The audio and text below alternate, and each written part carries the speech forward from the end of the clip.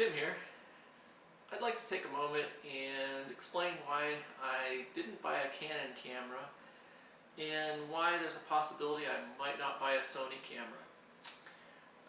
And some of you might think that I'm being fickle or silly, but this is how I decide when I buy a product. Part of it's based on the experience I've had with other products from the same company. And my Canon G9 I've had for many years now. I bought it back when they first came out and I was really happy with it. I really liked the time-lapse feature on it. And at the time it took really good pictures, still does, but there's a problem with it. And that problem is dust particles on the inside of the camera and not being able to clean those particles off. They build up on the inside of the lens actually, and there's no way you can get in there to clean the inside of the camera. You can't clean the sensor. So my photos, I've noticed, are starting to have little smudges on them or particles or little spots, and that's a result of that dust that gets in there. Now, I did some research when this happened and started looking around online, and I noticed that a lot of people were having the same problem with the PowerShot or the G9 or the G series, I suppose you could say.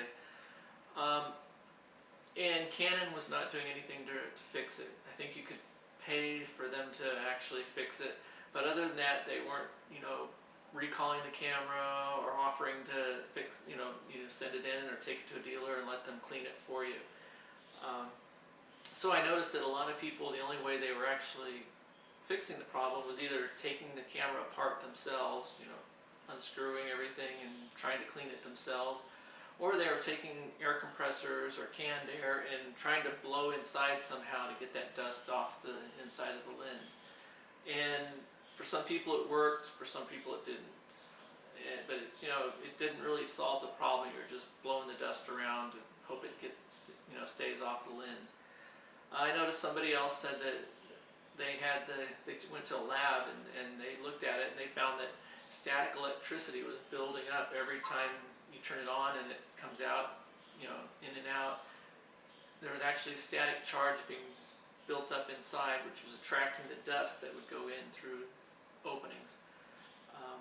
But again, there's no way for a photographer to really clean it. So you end up with a camera, a nice camera that doesn't take great pictures anymore. And so when I bought my next camera, I decided, okay, if Canon's not going to stand by a camera that you spent hundreds of dollars on and remedy the situation, I won't buy a Canon. And that's really what led me not to buy another Canon. I bought a Sony, the NEX cameras. Really happy with them. I've used it all over the world, at a lot of different events.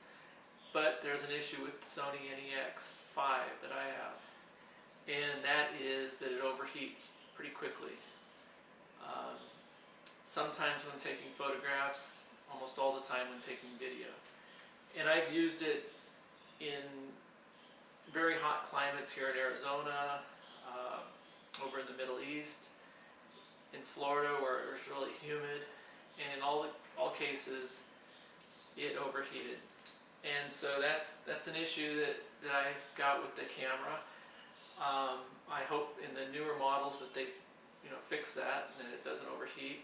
But I really would like Sony to somehow help us out, those that have already spent a good deal of money on these NEX cameras. I don't know if it can be fixed with a firmware, something that'll make it run cooler. But that's an issue that if I don't see that remedied with the Sony NEX cameras, I'm not sure if I would want to trust Sony, by buying another one of their cameras.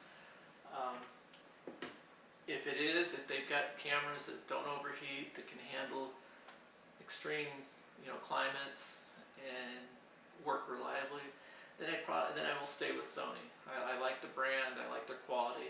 I think, I'm sure this is just something in engineering or something that is causing it to overheat like that. But again, this is just my experience and how I decide if I'm going to purchase a product is I look at a lot of reviews, and I've looked online now.